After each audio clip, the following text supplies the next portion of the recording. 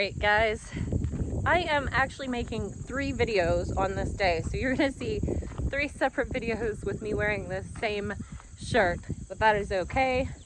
It's not that I'm wearing the same shirt over and over again, it's just that I'm ad-libbing these videos as they come, so here we are. So today, I'm going to talk to you guys about something concerning, of course. Don't mind this mess that's coming down. Anyways, this week is the DNC convention, and I will be, I gotta walk back down here because I need my insulators on my truck. Anyways, I will be covering bits and pieces of it that I come across. I don't know if I'll be able to watch it. I'm not sure that I want to watch it because I really don't want to give them the ratings. So I'm probably just going to pick up reels and clips and things that way. So, yeah, the DNC convention's happening. Now, late last week, Kamala gave us another policy. I think this would have been her second policy she's unveiled. And it was to, whoops, sorry. It was to give new home buyers $25,000 towards the purchase of their home.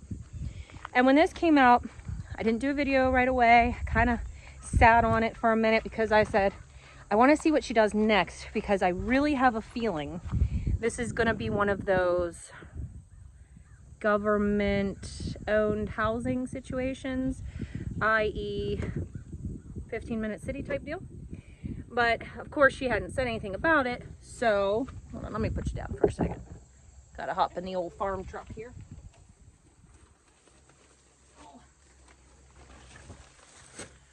Alright, so yeah, I didn't post anything about it because I kind of wanted to see what came out next. And what came out next kind of solidifies my concerns. So we know the first policy was to make prices even across the board, to stop price gouging, corporate price gouging, which is very communist in nature.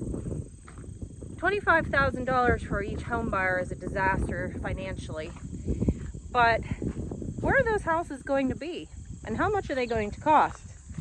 Well, over the weekend, or yesterday maybe it was, we find out that she is giving the go-ahead to build 300,000 new homes. That is going to be the goal.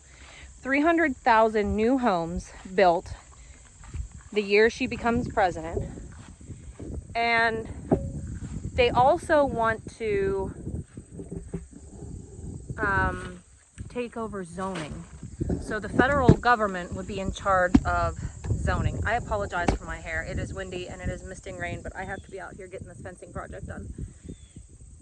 Yeah, so 300,000 new homes, and the federal government wants to take over zoning. Now, there are so many reasons why this is a problem, but where do you think those homes are going to be built?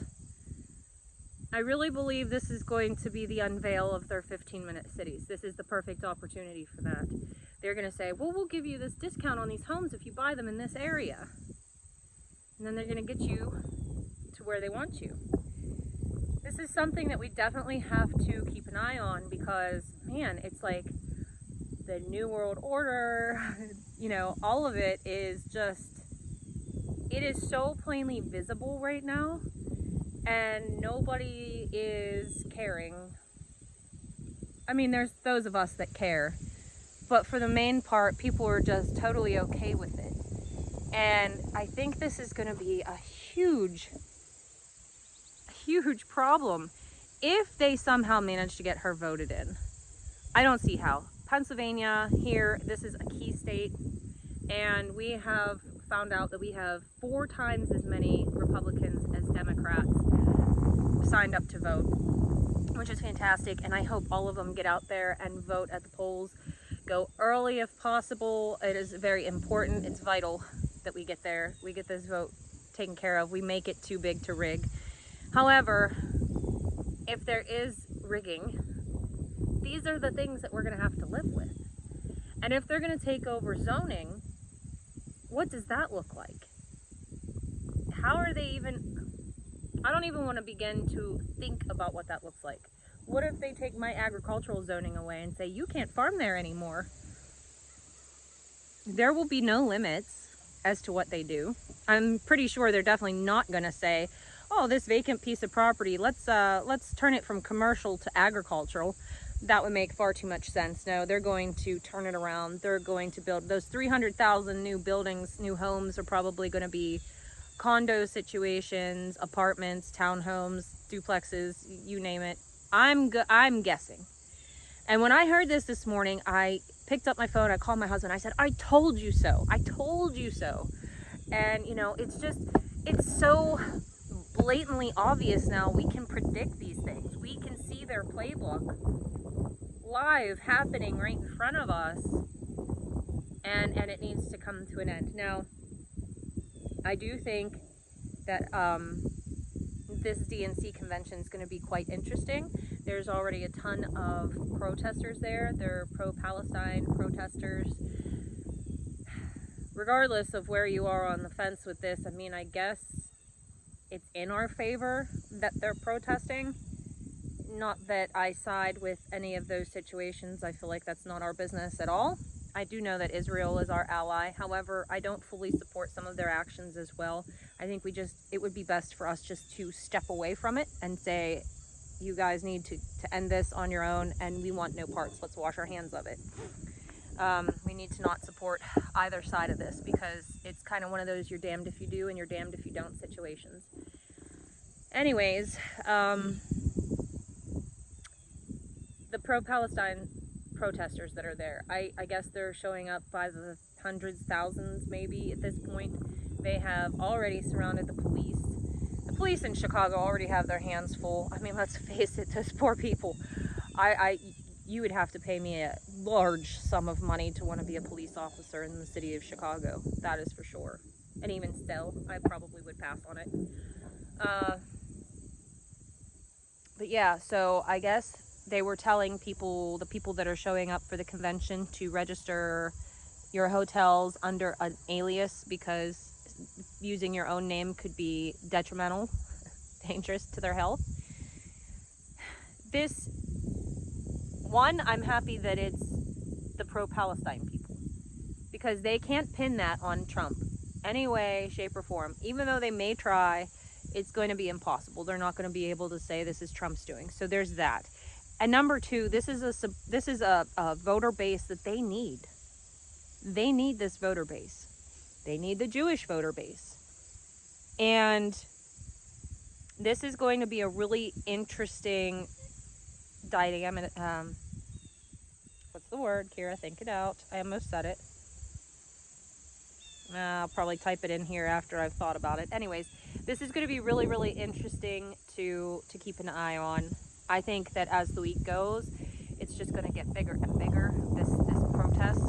And who knows? I mean, I hope it does not get violent. I do not put anything past it. Let's just put it that way. Nobody wants to see violence at all. But how many times are these people going to be subject to massive protests before they get it through their heads that they're going the wrong way? You know, look at January 6th. And yet that was everybody else's fault. And we were showing up to say, no, this is not what we want. And it was peaceful largely, and there was a lot going on behind the scenes, and we'll probably never know the complete truths about it. I'm sure there were people that were paid to be there. I'm sure there were people that were paid not to be there. It's just very frustrating. We're at a very frustrating precipice right now. And yeah, it's just going to be very interesting to see what happens. So I just wanted to kind of pop on here and make a quick video about this housing thing, because they're unrolling communism and New World Order agenda right in front of our very eyes. We need to speak up about it. We need to be peaceful, but we need to tell them, no, this is not what we want. And the biggest way to do that is by getting out to vote. Get everybody out there to vote. make sure that when you're talking to somebody that may be on the fence, bring up these points, because this is really important. It's very important that they see where we're coming from. We don't need communism for sure, and we don't want the New World Order creeping up there. We don't want that. So anyways, guys, that's enough of that video for today. I have the fencing project, which I'm also recording, and it is now raining again. It's this little mist rain. It makes me feel like I'm a vegetable at the grocery store. It has that little mister. Anyways, I'm gonna pop off here so I can get my cows moved. I hope you guys are having a great day, and I'll see you in the next video.